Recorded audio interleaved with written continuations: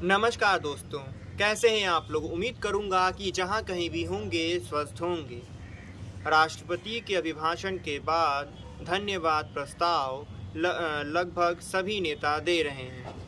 उन्हीं नेताओं के जो भाषण थे, उन्हीं में से एक चंद्रशेखर आज़ाद, जिनको चंद्रशेखर रावण के नाम से भी आप जानते हैं, जो कि आज़ाद समाज पार्टी कांशी राम की ओर से अपना जो धन्यवाद प्रस्ताव है राष्ट्रपति जी के अभिभाषण के ऊपर वो दे रहे थे।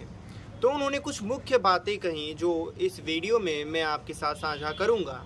बस उससे पहले एक छोटी सी रिक्वेस्ट करूंगा कि अगर चैनल पे पहली बार आए हैं तो चैनल को सब्सक्राइब, वीडियो को लाइक और अपने सभी दोस्तों के साथ शेयर जरूर करिएगा और वीडियो को पूरा जरूर देखिएगा।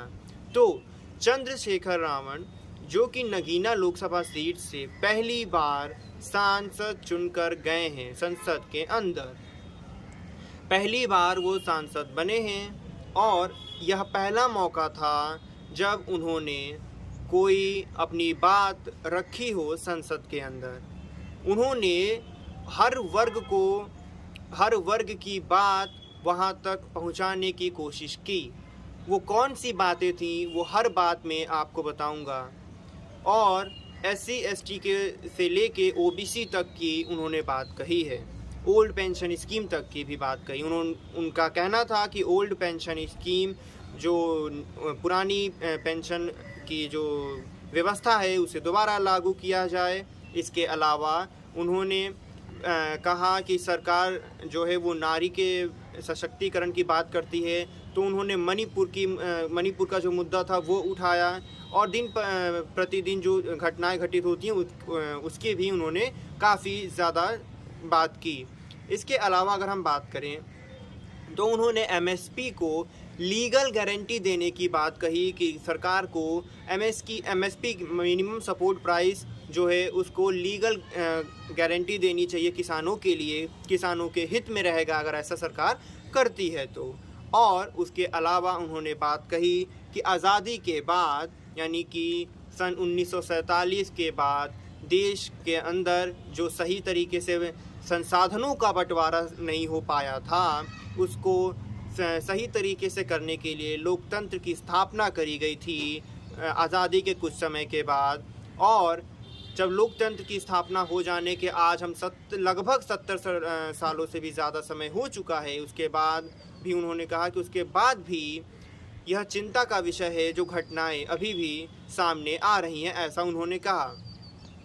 और इसके अलावा उन्होंने बात कही है कि अग्निवीर योजना जो है उसको ख़त्म कर देना चाहिए और पुनः एक बार फिर से जो जैसा पहले होता था भर्ती की जैसी प्रक्रिया थी फ़ौज में, उसी तरीके से रहना चाहिए, ऐसा उनका कहना है। और अगर हम बात करें तो उन्होंने पेपर लीक, जो कि काफ़ी ज़्यादा बड़ा मुद्दा इस टाइम पे हर तरफ चल रहा है, तो उन्होंने भी पेपर लीक की बात कही। चाहे वो उत्तर प्रदेश में सिपाही यानी कि कांस्टेबल की भर्ती का जो पेपर लीक का मुद्दा था वो भी उन्होंने उठाया, नीट का मुद्दा हुआ, और भी जो पेपर लीक हो रहे हैं एग्ज़ाम्स के, उसके ऊपर भी उन्होंने बात रखी है कि इस तरीके की जब चीज़ें होती हैं तो एक गलत संदेश जाता है समाज में।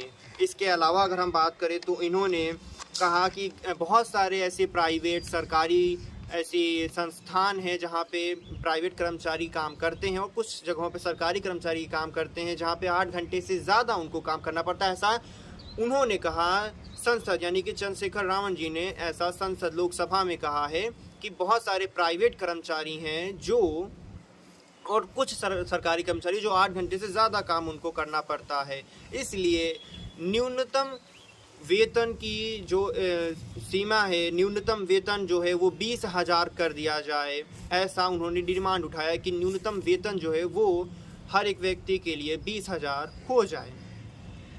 और इसके अलावा एक बहुत बड़ा मुद्दा आप कह सकते हैं जो उन्होंने उठाया, और वो है चमार रेजिमेंट को वापस से बहाल किया जाए। चमार रेजिमेंट अगर हम बात करें तो चमार रेजिमेंट जो है वो ब्रिटिशर्स ने बनाई थी विश्व युद्ध द्वितीय के दौरान, और उसके बाद उन्होंने उसको खत्म भंग कर दिया था जब विश्व युद्ध दूसरा समाप्त हुआ, उसके कुछ समय के बाद ही उसको भंग कर दिया गया। और अब एक बार फिर से ये मांग उठ रही है संसद के अंदर, लोकसभा में चंद्रशेखर रावण जी ने ये मांग उठाई है कि चमार रेजिमेंट को बहाल करना चाहिए। तो आप क्या सोचते हैं कि क्या इतने वर्षों के बाद एक बार फिर से क्या सरकार इसके ऊपर विचार करेगी, या विचार क्या कर सकती है कि चमार रेजिमेंट को दोबारा से एक बार फिर से बहाल किया जाए?